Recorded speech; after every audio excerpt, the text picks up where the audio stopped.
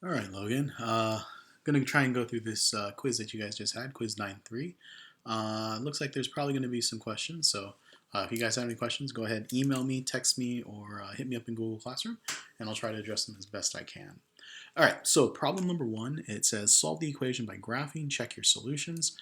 So the first thing I want to do is I just want to make sure we understand what that means to solve by graphing. It essentially is having us take the problem and think of it as just x squared plus 2x minus 8. So we could rethink the problem as f of x or y, f of x equals x squared plus 2x minus 8, and then graph that thing right there. So what we have to do is remember how to graph these things. First thing we want to do is find the axis of symmetry. We use the axis of symmetry equation, x equals negative b over 2a, and then we take our negative b, opposite of b, the opposite of 2 is negative 2, so I'm going to go negative 2 over 2 times a, which is 1, and 2 times 1 is just 2. So we find our axis of symmetry is at negative 1. So I'm going to go negative 1 spaces this way, and I'm going to draw that axis of symmetry. So we have our axis of symmetry right there. Actually, let's go a little bit further.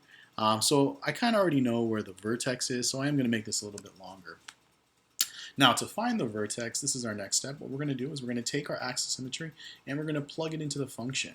So we're going to take that negative 1 and we're going to plug it in for all the x's. Since there's only 2 x's, I'm only going to write negative 1 twice. So I'm going to go negative 1 to the power of 2 plus 2 times negative 1 minus 8.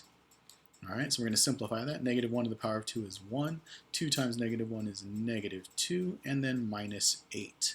Negative 2 and negative 8 is negative 10, so this comes out to 1 minus 10, which is just negative 9.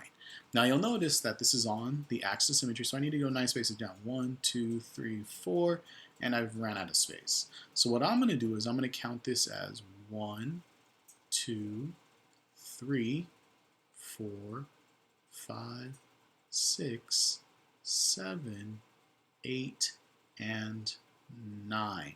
So right there is where I'm going to put my vertex, on the axis of symmetry. So first step is to find your axis of symmetry. Second step is to find your vertex. And then the third step is to find your C. And your C is right here. C is negative 8. This is also known as your y-intercept. So we know that the y-intercept is negative 8, so I can put another dot right here. Now, because the parabola is symmetrical, I know that there is going to be another point over here. So I do have another point. Now, I'm going to take two of the ideas that we had for graphing these things and combine it. The first one was finding the vertex and the axis of symmetry. The other one was looking at the pattern of a quadratic. And if you recall, the pattern of a quadratic follows 1, 3, 5, 7, 9. All right, and that's the difference between each sequential point on the graph. So you'll notice that our first one is 1. So we're going to go over 1 and then up 1. And then we're going to go over 1, and now we're going to go up 3, and then 5, and then 7, and then 9. So we're going to go over 1, and now we're going to go up 3. 1, 2, and 3. But remember, the axis of symmetry tells me that it's going to be symmetrical on the other side of it. So I'm going to have another point that is the same exact height on the other side of the axis of symmetry. And then I'm going to go one space over, and now I'm going to go 5 up. So over 1 and up 5. 1, 2, 3, 4, and 5. And then I'll have a second point on the other side of the axis of symmetry, which is right there. Now technically I can do it one more time. I can go over 1 and then go up 7. 1, 2, 3, 4, 5, 6, and 7. However, I don't need that because all I'm really looking for is where the graph is going to cross the x-axis. So I connect my points, and I connect my points, trying to make sure that it looks as much as a U as possible, as a parabola rather than as a V. And now I have my solutions to my problem. My answers are here, so x equals 2, and over here, x is equal to negative 4. So for problem number 1, I'll have two answers, x equals 2 and x equals negative 4. Moving on to question 2. This one's a little different because it's not set to 0, so that's the first thing we're going to want to do is we're going to want to add 9 to both sides.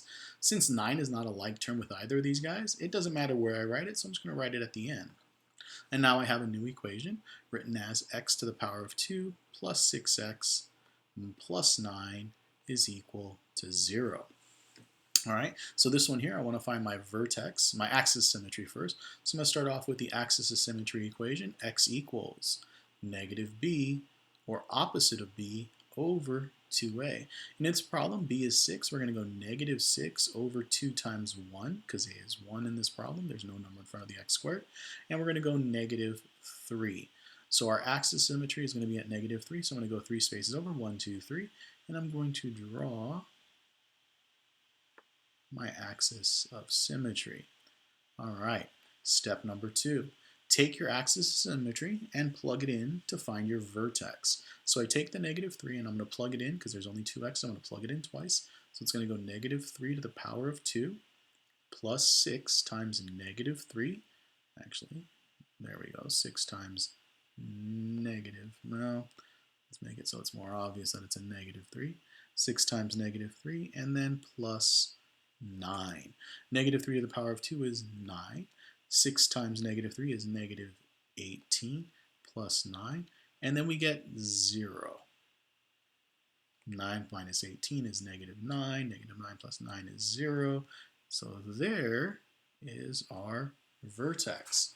And now I'm going to use the pattern. I'm going to go 1, 3, 5. So I can go, oh, I can also use my my y-intercept. My y-intercept being 9. I don't have enough space, so it's going to be up here somewhere. But what I'm going to do is I'm just going to use the pattern. So I'm going to go over 1 and up 1, which means I'm going to have another point on this side. And I'm going to go over 1 and up 3. So over 1 and up 3. 1, 2, 3, which gives me a point right there. If I connect to these 5 points, I get my parabola. And you'll notice that I only cross the x-axis once at the vertex, at that point right there. So my answer is going to be x equals negative 2. Only one answer for this problem. All right, moving on. Problems 3 through 8. Problems 3 through 8. Maybe we can fit 10 in there as well. Okay, so with problem number 3. So what I'm going to do is I'm going to do the problem, then I'm going to erase it each time. So we're working on problem 3 right now. 2x to the power of 2 plus 3 is equal to 3. So I'm going to show all the steps, at least for this one, and then I might skip some steps as the problems get similar. So we're going to subtract 3 from both sides, so we minus the 3 from both sides. The result is going to be 2x to the power of 2 is equal to 0. Remember, we're trying to isolate the square component. We're going to divide both sides by 2 now, and this gives us x to the power of 2 is equal to 0. Square root both sides, and we get x is equal to 0. So you're supposed to put a square root on there, and you're supposed to put a plus or minus, but there's no such thing as a positive 0 or negative 0, so our answer for problem number 3 is just x equals 0. Okay? All right, moving on. Question number 4. So now we need to solve 5x to the power of 2, so I'm going to write 5x to the power of 2 minus 20 is equal to 0. Remember, we're going to isolate the square component. We're going to add 20 to both sides. Instead of showing the work, I'm just going to write down 5x to the power of 2 equals 20. So we added 20 to both sides. Next, we're going to divide by 5. That gives us x to the power of 2 is equal to 4. Now that the square component is by itself, we move on to the square root stage. So we're going to take the square root of both sides of the problem, remembering that when you square root the 4, you actually need to write both positive version and negative version of that square root. So our answer for problem number 4 is both 2 and negative 2. Okay, moving on. Question number 5. 3x to the power of 2, 3x to the power of 2 plus 48 is equal to 0. We're going to subtract the 48 from both sides. We get 3x to the power of 2 equals negative 48.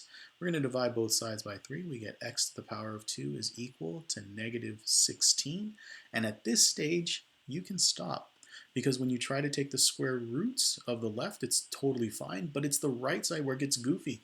You can't take the square root of a negative. So my answer here is no real solutions. No real solutions. And that's my answer for problem number 5.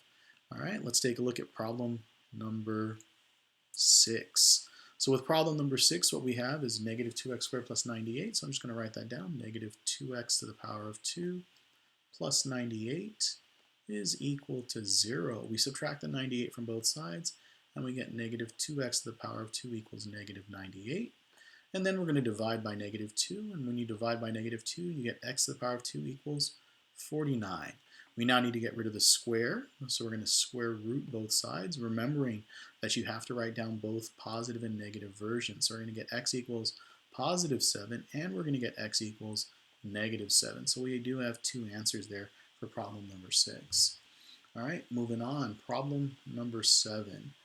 This is where it's going to get a little goofy because the square component this time is not just a number. The square component is actually a binomial.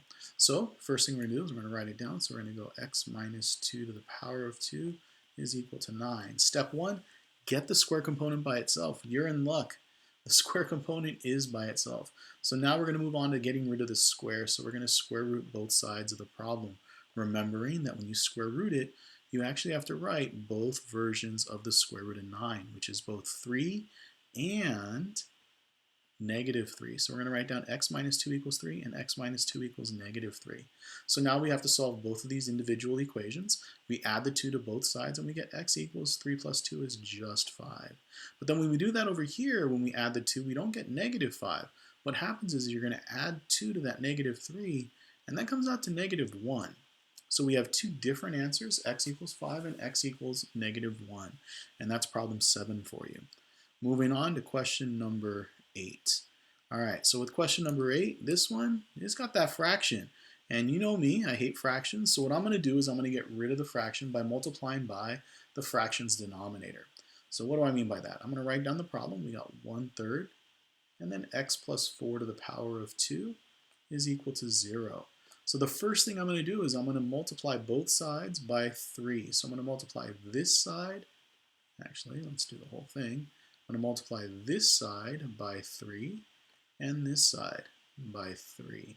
Over here, it's just going to cancel out, and I'm going to have 1 times, and since it's 1 times, it means it's just x plus 4 to the power of 2 equals 0. From here, we're going to square root both sides because the square is now isolated, so the square component is isolated. Now 0 doesn't have a positive and negative variant, so I'm just going to write down x plus 4 is equal to 0. We now want to subtract the 4 from both sides of the problem, and we get x equals negative 4, a single solution. All right, moving on to question number 9, complete the square. This right here is section 9.3a.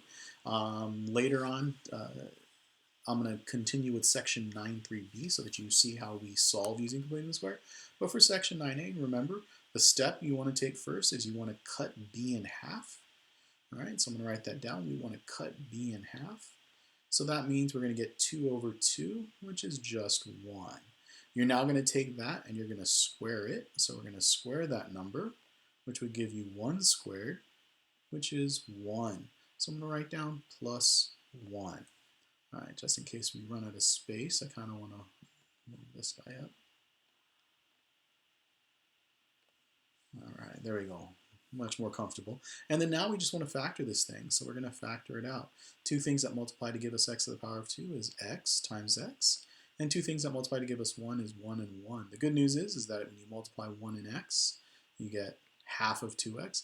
And when you multiply the other 1 in the x, you get the other half of the 2x.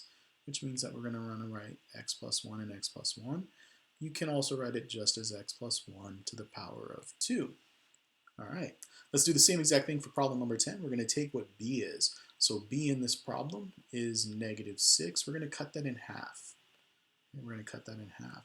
And then after you cut that in half, what you're going to end up finding is that you have negative 3. So now you're going to take the negative 3 and you're going to square it. So now I'm going to square the negative 3. And the result is 9. That number right there is what you want to add. So we're going to add the 9 right there. And then once you've done that, you've completed the square. Now you just need to factor it. So we're going to set up our 2 parentheses. And we're going to say what multiplies to give us x to the power of 2. That's right, x times x. And then what gives us that 9 and adds up to 6? Well, 3 times 3 multiplies to 9. But if you add them, you also get 6. Unfortunately, we need to get negative 6. So I'm going to put a negative 3 there and a negative 3 there. And that's our factored form. Now, since it is exactly the same, it's kind of nice to write it as a squared version. All right, best of luck. Hope to see you guys soon, and talk to you later.